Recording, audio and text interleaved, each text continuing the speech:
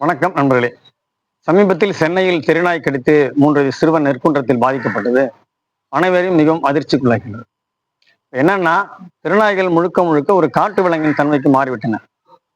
புறக்கணிக்கப்பட்ட நாய்கள் தினமும் உணவுக்காக வேட்டை நாய் மிருகங்கள் போல 10-15 நாய்கள் தெருவில் நடமாடுவதை நாம் பார்த்திருப்போம்.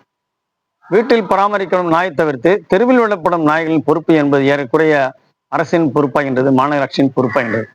என்னதான் இருக்குது, ரேபிஸ் தடுப்பூசி போட்டாலும் உணவுக்குன்னு சில தொகை அரசு ஒதுக்கி அதை பராமரித்தாலும் அதனுடைய ஆபத்து என்பது மக்களை அச்சுறுத்தலாகின்றது. பெரும் காயங்களுக்கும் உயிரிழப்புக்கும் ஏற்படுகிறது. நெற்குன்றத்தில் பாதிக்கப்பட்ட சிறுவன் பிறப்புறுப்பில் காயம் ஏற்பட்டு விதைப்பையில் ஒரு தையல் போட நிலைக்கு தள்ளப்பட்டுள்ளான். சென்னை எழும்பூரில் அனுமதிக்கப்பட்ட சிறுவன் நிலை என்பது மிகவும் வருத்தத்தையும் அதிர்ச்சியும் தமிழக மக்கள் முழுவதும் ஏற்படுத்தியுள்ளது.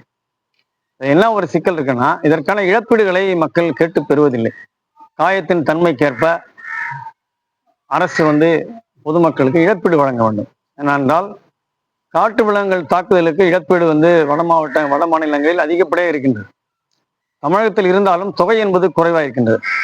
தெருவில் விழப்படும் நாய்கள் ஏறக்குறைய காட்டு விலங்கின் தன்மைக்கு, வேட்டை தன்மைக்கு மாறிவிட்டதால் காயத்தின் தன்மைக்கேற்ப இழப்பீடு வழங்குவதை அரசு பரிசீலிக்க வேண்டும். பொதுமக்களும் அரசிடம் இழப்பீடு கேட்டு பெறும் தன்மையை வளர்த்துக் கொள்ள வேண்டும். ஏனென்றால் மத்திய அரசும் சரி, மாநில அரசும் சரி, ட்ரில்லியன் கணக்கில் பொருளாதாரம் பற்றி நமக்கு சொல்கின்றார்கள்.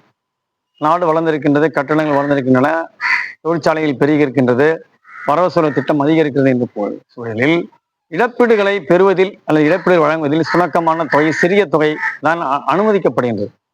மக்களுக்கு நாமே இழப்பீடுகளை கேட்டும் பெறும் மனநிலைக்கு மாறுவதில்லை. தெரு என்பது மாநகராட்சியின் கண்ட்ரோலில் இருக்கிறது, கட்டுப்பாட்டில் இருக்கின்றது. அப்போ அங்க உள்ள எதுவுமே அரசு தான் பொறுப்பாகின்றது.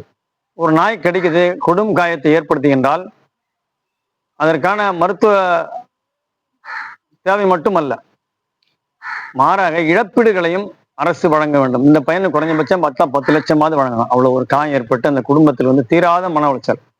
அவன் இளைஞராகி வரும் வரையில் அந்த நோய் குணமாகி அவன் நலமாக இருக்க வேண்டும் என்று பெற்றோர் தீராத மன உளைச்சலை ஏற்படுத்துகிறார். அவர் பேட்டியளிக்கும் போதே கண்ணீரோடு கூறுகின்றார்.